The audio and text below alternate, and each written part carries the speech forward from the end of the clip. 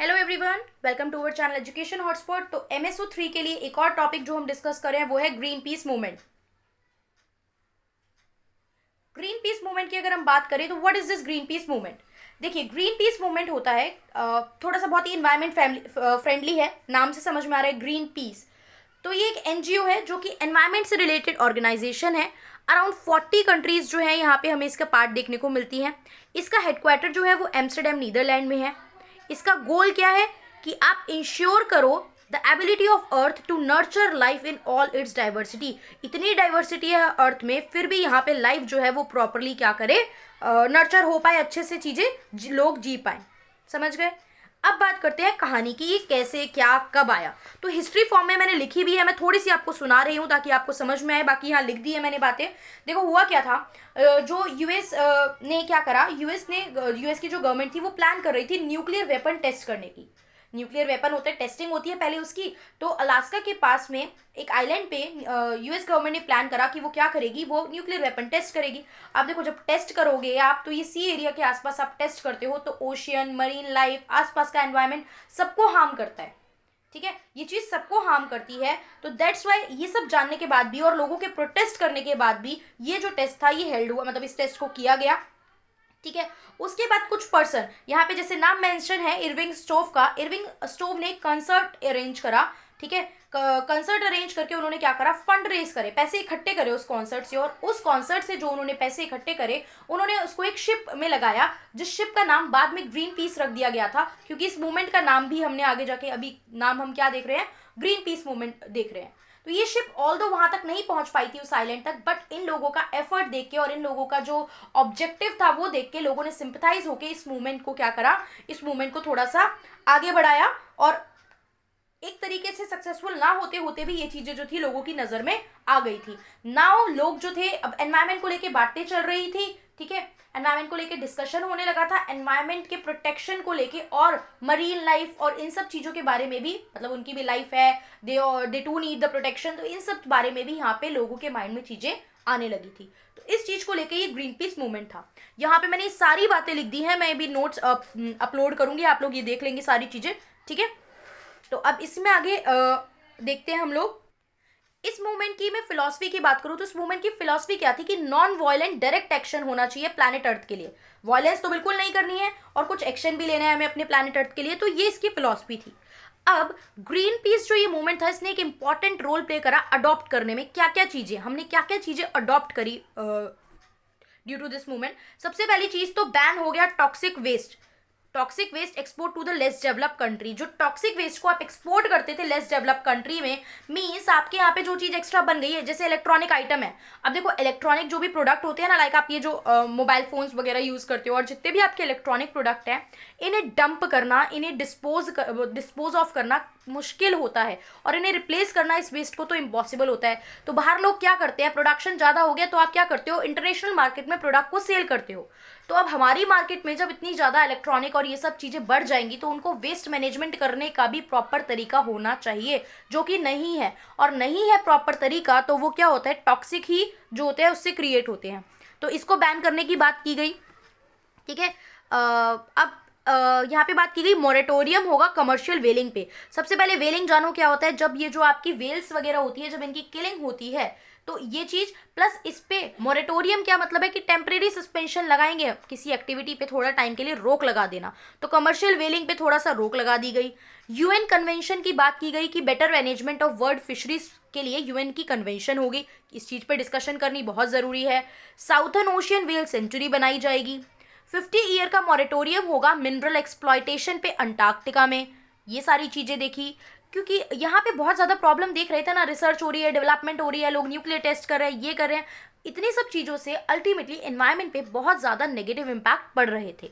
तो यहाँ पे बैन हुआ। तो ये एक तरीके से हम कह सकते हैं ग्रीन पीस फर्स्ट जो थी ऐसी एसोसिएशन थी जो इस तरह इस वे में क्या कर रही थी, आवाज उठा रही थी। Ban on dumping at sea, जो सी पे आप डंप करते हो of radioactive and industrial waste, ये नहीं होना चाहिए। और यहाँ पे जो आपका हाई लार्ज स्केल फिशिंग होती है, हाई सी लार्ज स्केल फिशिंग होती है, ये चीज भी नहीं होनी चाहिए। तो ये कुछ चीजों पे बैन, रुकावट लगाने की बात की गई, किसके थ्रू, ग्रीन पीस मूवमेंट के थ्रू। अब हम इसी में बात करेंगे कि ऑब्जेक्टिव क्या थे ग्रीन पीस मूवमेंट के। बहुत सिंपल सी बात है, आइडियोलॉजी समझ में आ गई तो ये किस किस बारे में बात कर रहा है आप अच्छे से एक्सप्लेन कर पाओगे। ये क्लाइमेट चेंज को लेके बात कर रहा है। क्लाइमेट चेंज मतलब ग्लोबल वार्मिंग कम करो, कोई और ऑल्टरनेटिव एनर्जी के रिसोर्स यूज करो। आपका ये जो न्यूक्लियर पावर है, ये कोल टेक्नोलॉजी है, ये थोड़ी महंगी पड़ती है।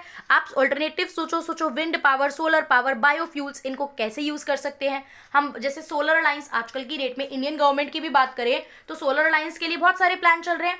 अब आप मुझे बताओगे इंडियन सोलर अलायंस का हेडक्वार्टर्स कहाँ पे है। इंडियन सोलर अलायंस आप देखोगे ISA, इंडियन सोलर अलायंस, इसका हेडक्वार्टर जो है वो कहाँ पे है, ये आप मुझे चेक करके बताओगे। क्लियर। हम यहाँ पे बात की गई कि कार्बन एमिशन को कम करना है, इस चीज पे फोकस करना है। इसके अलावा बात की गई भाई ओशन को प्रोटेक्ट करना है। आप जो भी काम कर रहे हो, यहाँ पे पोल्यूशन हो रहा है, कभी न्यूक्लियर वेस्ट टेस्ट करना, रेडियो एक्टिव वेस्ट डंप कर देते हो, जो आपका ओशन है और ओशन लाइफ है, मरीन लाइफ है, उसको बहुत नेगेटिवली जो है इम्पैक्ट पड़ रहा है। जो आपकी वहाँ फिश है, वेल्स है, मतलब मरीन में एक अच्छी खासी पूरी लाइफ है, ठीक है। फाइटोप्लैंक्टन्स होते हैं, पूरी लाइफ है वहाँ पे, उस लाइफ पे बहुत नेगेटिव इम्पैक्ट पड़ता है। तो यहाँ पे पोल्यूशन और एब्यूजिव फिशिंग प्रैक्टिस नहीं होनी चाहिए। एंशियंट फॉरेस्ट को आपको बचा के चलना चाहिए। जैसा कि हमें पता है कि फ्लोरा एंड फौना जो है वो एक्सटिंक्ट होते जा रहे हैं, फॉरेस्ट हट रहे हैं, फ्लोरा एंड फौना एक्सटिंक्ट होते जा रहे हैं। तो इस चीज को बचाओ, पब्लिक को अवेयर करो about the importance of the flora and fauna, about the importance of the forest, जिससे कि ये चीज ना हो। गवर्नमेंट को अकाउंटेबल ठहराओ कि गवर्नमेंट की रिस्पॉन्सिबिलिटी बनती है फॉरेस्ट के टुवर्ड्स भी, तो गवर्नमेंट कुछ लॉ बनाए या कुछ पॉलिसी कुछ तो सेट ऐसे करे जिससे कि ये जो फॉरेस्ट कटिंग मासिव हो रही है उसको हम प्रिवेंट कर सके। तो ये चीज होगी। तो गवर्नमेंट को अकाउंटेबिलिटी, यहाँ पे गवर्नमेंट की अकाउंटेबिलिटी दो। अचीव डिसआर्मामेंट एंड पीस, यहाँ पे इनका लॉजिक था डिसआर्मामेंट मतलब हथियार वगैरह ये सब चीज ना यूज करना, नॉन वायलेंस की बात करना और शांति बना रहे, ठीक है। तो ये फर्स्ट मिशन था जो प्रोटेस्ट कर रहा था न्यूक्लियर टेस्टिंग के अगेंस्ट की। जो न्यूक्लियर टेस्टिंग होती है ये चीज बहुत नेगेटिवली इंपैक्ट कर रही है, तो this should not be happen in that way. Clear. ये रिड्यूस करता था toxic material in the product. आप देखो, अच्छा अब आप जो इलेक्ट्रॉनिक आइटम आप घर पे यूज करते हो, लाइक फ्रिज हो गया, आपका AC हो गया, आप देखते हो 3 स्टार 5 स्टार इस बेसिस पे आते हैं। तो ये स्टार किस ग्रेडिंग पे दिए जाते हैं, ये स्टार क्वालिटी के बेसिस पे दिए जा रहे हैं। और क्वालिटी किस बेसिस पे डिसाइड हो रही है, क्वालिटी डिसाइड हो रही है कि ये कितना यहाँ पे ग्रीन हाउस गैसेस में कॉन्ट्रीब्यूशन कर रहे हैं, राइट। कितना ग्रीन हाउस गैसेस में कंट्रीब्यूशन कर रहे हैं, तो उस बेसिस पे इनकी क्वालिटी डिजाइन होती है यहाँ पे। तो यही चीज है, तो यहाँ पे बात की गई ऑल ओवर द वर्ल्ड कि आप लोग क्या करो, आप लोग जो प्रोडक्ट यूज कर रहे हो उसमें टॉक्सिक मटेरियल कोशिश करो कि कम से कम यूज करो। इसके लिए भी बहुत सी कन्वेंशंस डिस्कशन हुई है, हर कन्वेंशन में कुछ ना कुछ रूल आए हैं, तो वो चीज तो अभी नहीं पढ़ रहे हैं, बट मेन आइडिया आप यहाँ पे पढ़ के चलो, ठीक है। यहाँ पे इंकरेज किया गया सस्टेनेबल एग्रीकल्चर को, कि जो आपका प्रॉपर एग्रीकल्चर है इस तरीके से करो कि सस्टेन्ड वे में चल सके वो।